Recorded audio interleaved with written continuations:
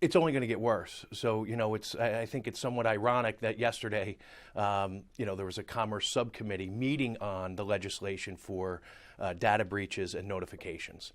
But I just think a company like Anthem and many other companies fail to spend enough money to upgrade, their systems, their security, their firewalls.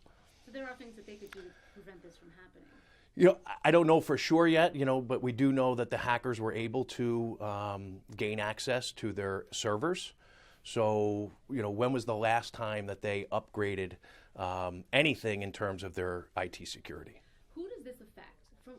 We don't know if anyone in New Jersey was actually affected because Anthem, from what we're trying to find out, Anthem has not told us. They're not saying how many people are where. Exactly. But people in New Jersey could be affected because there are affiliate companies through Anthem that are also, now been exposed. And that's about 67 million people. The 37 million people that are directly enrolled with Anthem are for sure have been affected. What do you mean by affiliate companies? Affiliate companies, third-party vendors that work with Anthem, doctors, hospital networks, things like that. So, what do we need? First off, if you're concerned that you might have been affected by this breach, what should you do immediately? You should get a copy of a credit report. Take a look at it. Obviously, look for any red flags, accounts that don't belong to you, addresses, recently added addresses that you have never lived at. So one of the things that the identity thieves do is they try to establish a completely new identity, and they'll use a different name, a different address, but they're going to use your social security number.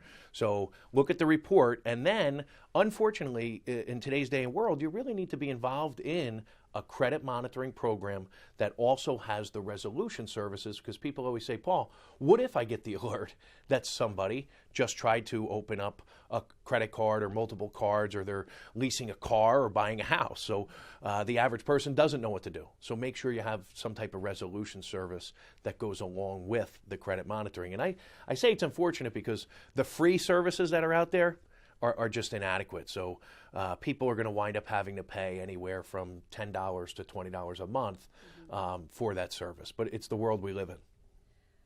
Yeah, tell me about a little more about these programs. These are not things that are offered through the government. These are not things that are offered, those free, like what I did, the free fraud. The fraud alert, so if you've been affected, you might want to even go take it a step further and put a security freeze on your credit reports. And that means that no one, including you, would be able to gain access to your credit reports without first providing a PIN or a password. The fraud alert just says to creditors who are pulling your reports, go an extra step in terms of verifying that the person is who they say they are. How would a credit report help me?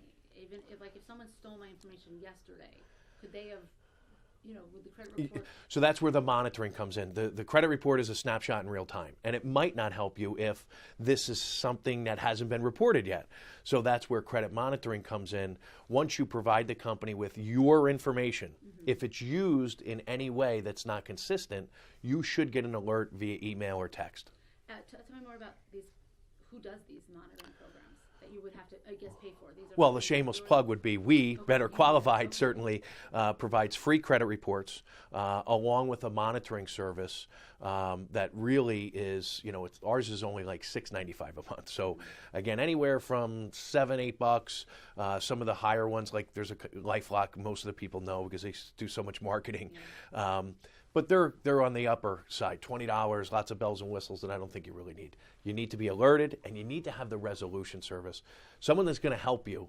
If someone's opened up the reports, what do I do? Well, you need to file a police report, and you need to contact the creditors. And, the average person spends about 2 years trying to undo what the identity thieves have done. And is this what happened here, this breach? Do you think the company's doing enough to help? Do you think? No, I think one of the things that I try and champion, and the things that we talk about, are all of the companies thus far, in my opinion, have fallen short in notifying the clients, customers on time, and then don't just provide a one bureau credit report. There's 3 bureaus, and so for that very reason, they need a 3 bureau credit monitoring solution and service. And how about letting them know they stole your email, Marcy? So be on the lookout for phishing emails that look like they're going to come from Anthem. And we know from Target and Neiman Marcus and Chase that the identity thieves emailed their clients, and people gave even more of their personal information because they weren't made aware that these phishing emails are going to come. They have your phone number. So be on the lookout for phone calls. How you doing? This is Paul Oster from Anthem. Listen, we're just checking on our customers to make sure you're okay. Can you please verify with us your social security number, bank account information? It goes on. And people are in panic mode. Maybe they're rushing to work. They got a kid crying. And all of a sudden they give this information. And then it really becomes a bad situation. Okay. Anything else that you think that we need to bring up in this conversation for folks, whether you're a customer of Anthem or not? Or not, right. So I think the biggest thing for people to realize is don't become numb to this. 2014 was the year of the data breach. Every other day you heard about and people say, well, it didn't hurt me yet. So what they need to realize is that the information is on the black market. It's being sold on the dark web. So it's only a matter of time before somebody buys it and uses it. And just because it hasn't happened yet, take the steps, be proactive in protecting yourself, because obviously the government can't do it, these companies can't do it, retailers can't do it. We lock our front doors, we lock our cars, we lock our phones, but we fail to lock our identities down. So take a couple of simple steps to protect yourself, and one of them being get involved in a credit monitoring program.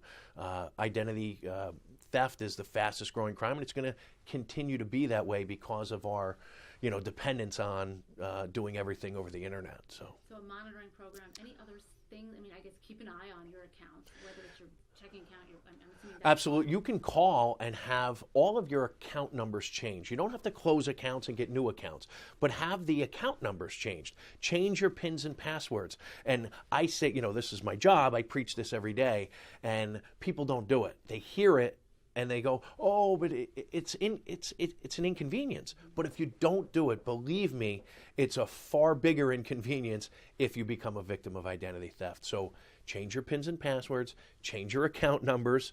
You don't have to get new accounts, but certainly change them. And then obviously you're going to have to change, you're going to have to alert the creditors. Maybe you have auto draft and auto pay and all that stuff. But if it takes you an hour, you're done.